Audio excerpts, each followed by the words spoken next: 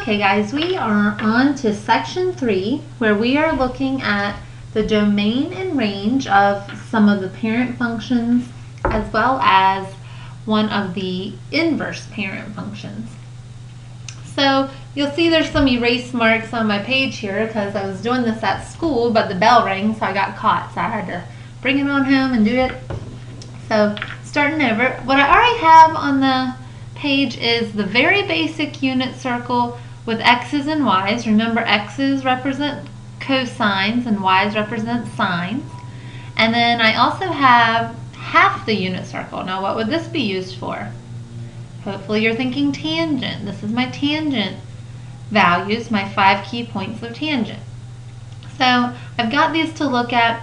I'm going to make a very, very basic, not perfect parent sine function, parent cosine function, parent cotangent function, so that I'll have something to look at as I answer these questions about the domain and range. Okay, so sine, looking at the y values of this parent, of this unit circle, the y values are 0, 1, 0, and -1, and back to 0. That's going to create one full period of pi. So 0, then 1, then 0, then -1, then 0. Our very, very, very basic sine parent function. Now, please, please, please remember that the sine function will go on forever and ever. The more you rotate around the circle, the further you go on the degree axis or the angle axis. Okay, so it's going to just keep growing. So domain is asking, what are all of the x values of this function? Well, if it just keeps going negative and it just keeps going positive, then the domain is all the real numbers from -infinity to infinity. Okay, because this function just keeps going both directions. All right.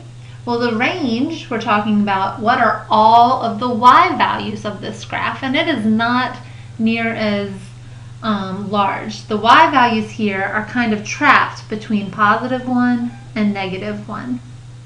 And we want to include those numbers, so I'm using these square brackets saying I'm including -1, I'm including +1, I'm including everything in between. All right, let's move on to cosine. Cosine are the x values.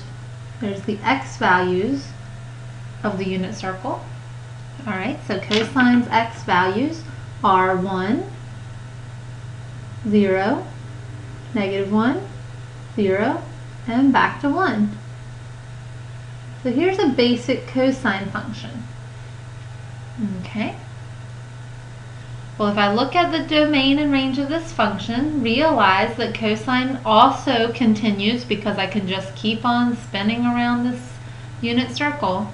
So this function also goes from -infinity to +infinity. And again, the range is trapped between this +1 and -1 position.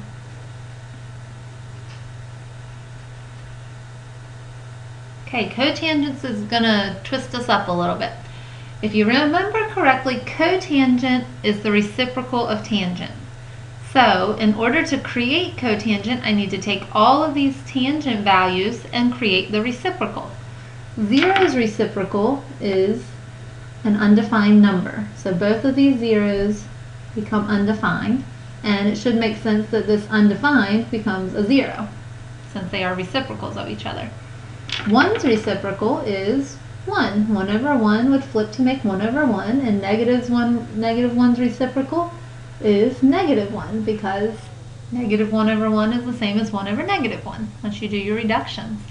So these outer values, undefined 1, 0, -1, undefined, are my cotangent points. So I start with an undefined asymptote. Then I move to 1, then 0, then -1, and then another undefined line. So here's my parent cotangent function. All right, so now you can remember that this continues. So there would be another cotangent function here, with another asymptote, and another cotangent function on the right side with another asymptote. So you have to think of domain this time more carefully. There are gaps in the x values. Every time you hit an asymptote, you hit a gap. So there's a gap here at 0. There's a gap here 180 degrees later, since this is from 0 to 180 and our asymptotes are at 180 and 0. This is 0 degrees, 180 degrees, negative 180 degrees. So there are gaps in the x line. These asymptotes prevent there from being any x value. So it would be all the real numbers if those asymptotes weren't in the way, but because those asymptotes are in the way, there's an exception. And it happens every pi, or every 180. If you're a fan of degrees, you might want to write it as the exception is 180 degrees times k. If you're a radian fan, you might want to write this as pi k. But please remember to include what k is. K is a number in the set of integers. Integers being all negative and positive numbers that do not have anything beyond the ones place. So you can't have a tenth or a hundredth or a thousandth. Integers would be like -1, -2, -3, 0, 1, 2, 3, 4, 5. Okay. All right, so let's switch to range. Hope that helped you on domain.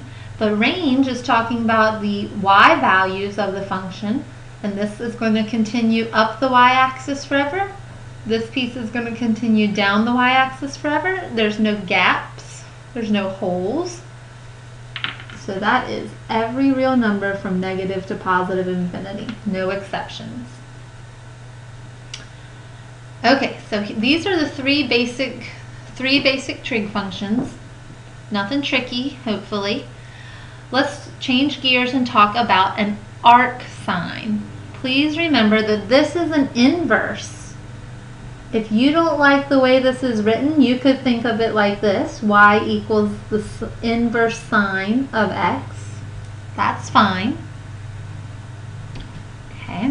Also notice, very important, this is not a capital S. We are not restricting the values to just the to just the principal function. In fact, this is not even function notation. This is a y equals, which means it doesn't have to belong to the vertical line test. Okay? So let's think about it. If inverse means to invert or to reverse the order of the points, then I'm going to take a look at my points on the sine function and reverse them. This was the point 0, 0. So I need another 0, 0. This was the point 90 degrees, 1. So now I need to switch that to 1, 90 degrees. This was the point 180 degrees, 0. This was the point 270 degrees, negative 1. And this was the point 360 degrees, 0. Okay? So I need to reverse that order, which makes me reverse the function's axes as well. So this becomes my angle axis, and this becomes my value axis. Okay, so I'm going to reverse these. This would become from 0, 0, it would still be 0, 0. This would become 190 over 1 up 90 degrees. This would become 180 from 180 0 to 0 180 over 0 up 180.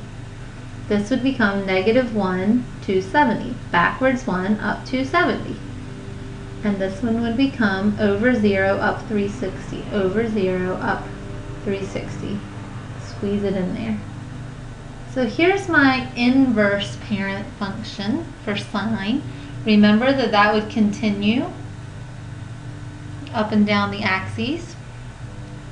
Okay, so let's think about domain and range. Domain is the set of x's. So you're looking at your horizontal axis. You know it's bounded between 1 and negative 1. So the domain is limited between 1 and -1.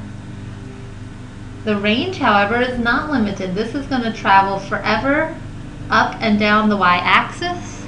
It is not a principal value, so it does not have any limitations. It's just going to keep on going. So really important here, guys. Check out number 1 versus number 4. Number 1, the domain is all real numbers. The range has been limited to -1 to +1, and those two things have swapped positions over here when we're talking about the inverse. That should make sense. If the x's and y's switch positions, then the domains and range should switch positions. If you have questions about this, we're going to do some more graphing when we are in section 5 of the test review. So check out section 5. I'll be doing a lot more explanation about graphing, or come see me in the morning. Okay. Next section is section 4. Let's see what's in section 4 real quick. Here's our information about inverses. This is our new thing, so come back to section 4 for inverse.